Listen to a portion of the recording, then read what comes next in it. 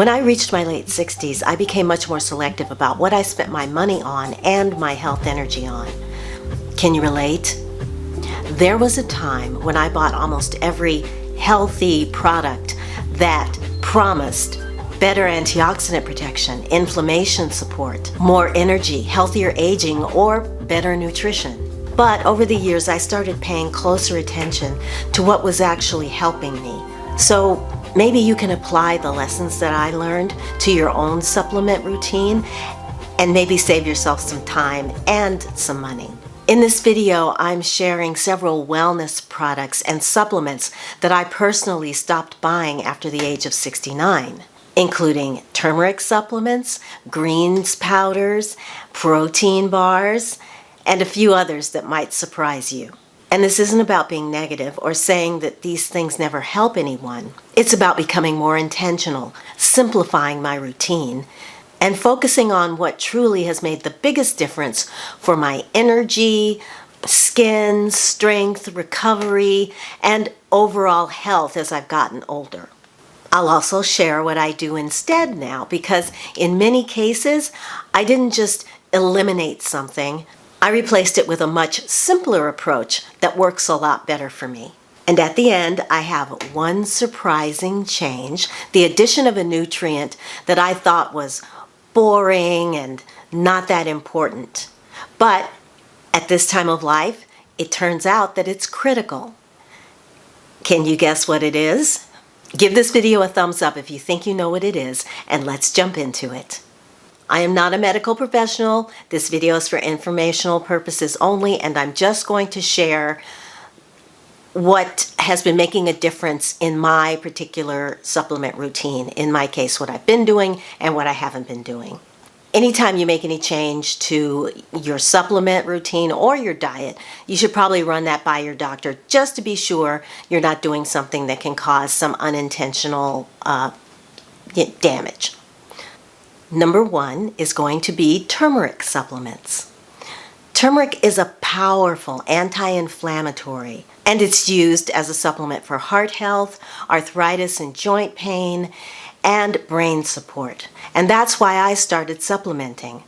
I started supplementing when I developed memory issues after taking gabapentin that I was taking to calm the spasms from my pinched nerve.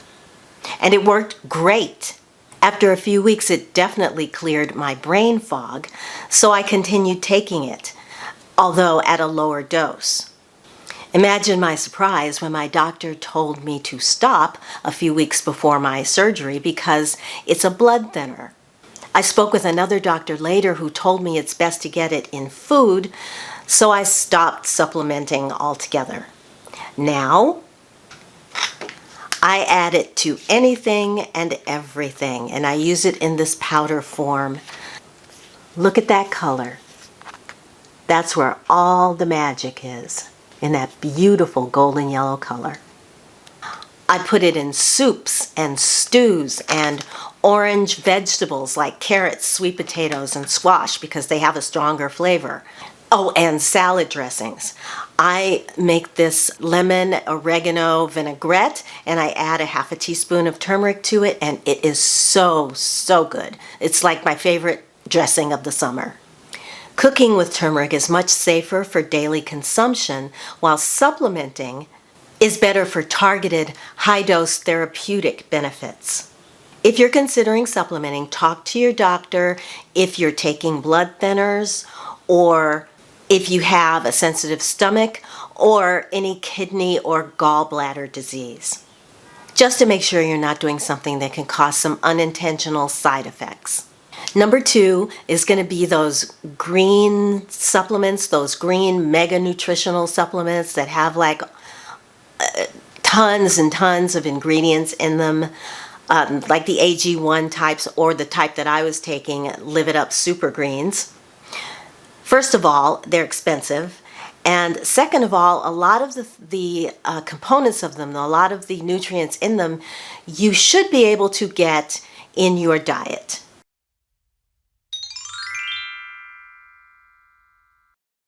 So you really don't need them for good health purposes. The one that I loved Live It Up Super Greens that I took for a really long time that I've since given up, they had a recall.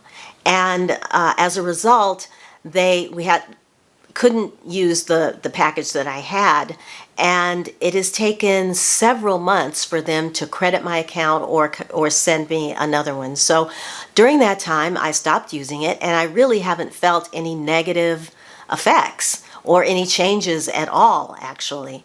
Now, when I started taking them, I felt this dramatic difference. I had much more energy. I slept better, and by better, I mean longer and deeper.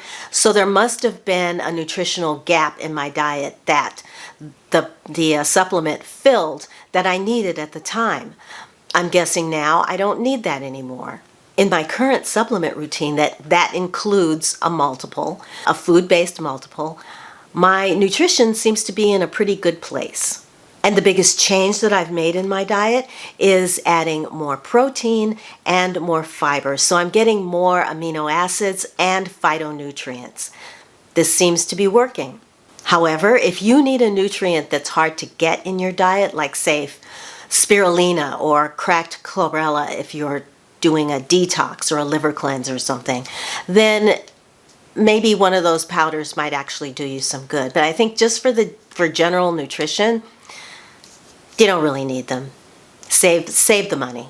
Number 3, protein bars. Yes, I loved my protein bars. I would take them as kind of a low sugar dessert after lunch, and it helped keep me energized through the course of the afternoon until dinner time. But even protein bars can be higher in sugar than you might think, and they're still a processed food.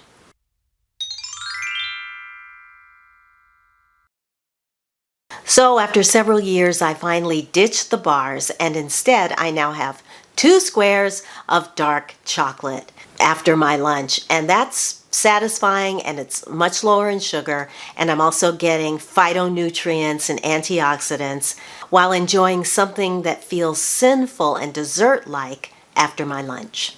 Number 4 is going to be wine in moderation. Red wine is rich in an antioxidant called resveratrol. It's heart healthy, it raises your HDL, your good cholesterol. We've all heard about the French woman's diet that includes red wine, which seems to protect the population from heart disease. And moderation, which for women is considered up to 1 drink per day.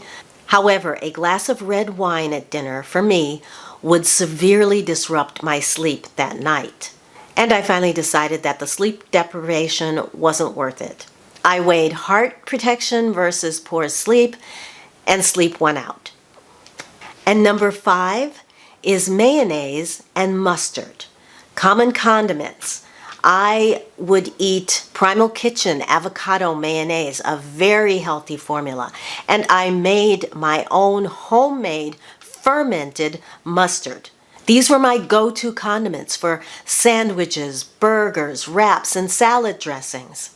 But I developed reflux last year, and I was no longer able to tolerate the mayonnaise or the mustard. And that mustard was fermented, made by my little hands, so it had garlic and turmeric and sauerkraut juice, all things that are very healthy. I'll link the video with the recipe if you want to try it. Sadly, after eating it, my reflux would get so much worse, so I finally just had to stop. You want to know what I switched to instead? Plain virgin olive oil.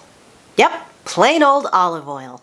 And it's so good, I have never looked back. I put it on my sandwiches, just straight. Olive oil on toast is one of the best things that I have ever discovered. And even though my reflux now is so much better, I have never gone back to eating mayonnaise or mustard. For variety, I make a delicious hummus in my food processor with chickpeas, olive oil, lemon, garlic powder, salt and pepper. and it's delicious. Simple, but I can put that on my sandwiches as an extra condiment if I want something different. Particularly, it's good in wraps or just eating by itself. It's just easy and it's quick.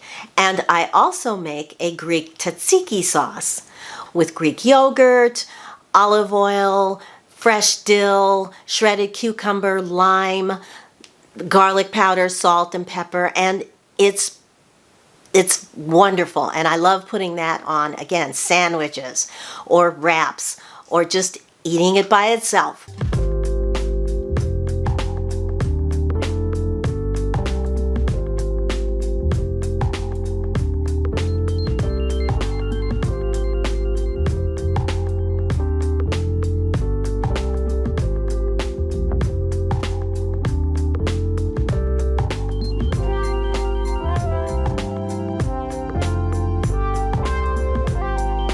It's wonderful on sandwiches, but honestly, I never get tired of plain olive oil on toast.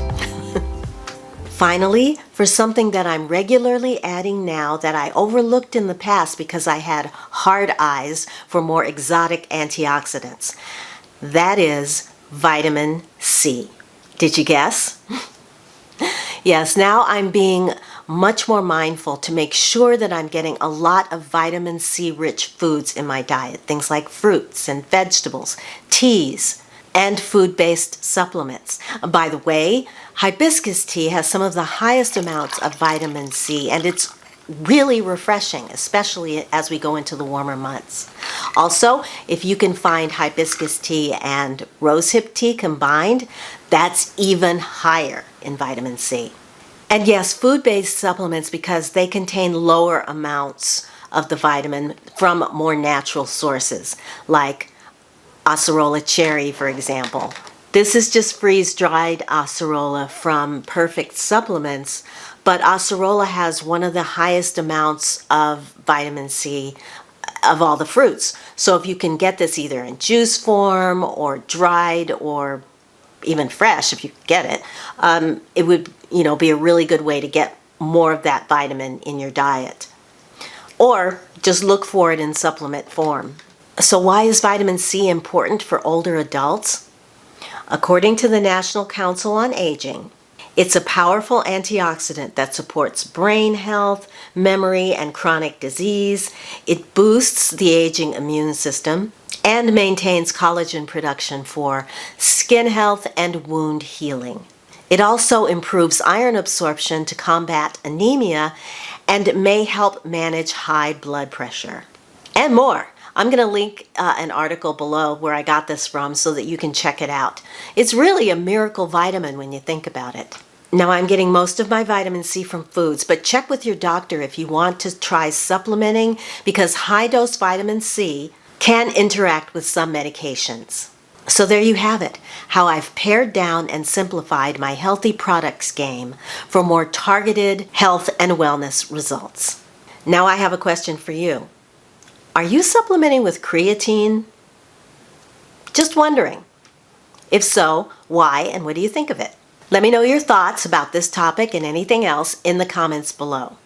Thank you so much for watching, and give the video a thumbs up if you found this information was helpful. Subscribe if you haven't already, and don't forget to hit the notification bell so you don't miss a thing around here.